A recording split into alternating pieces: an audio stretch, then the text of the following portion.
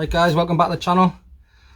First of all, I'd like to say thanks everyone who's been subscribing and liking the videos. There's quite a lot of people watching the video but not subscribed, so if you can hit the subscribe and likes, that'll be great. So there's been a problem with the impreza, the rear calipers seized, so we're going to get that taken off and get it replaced. Right, let's crack on.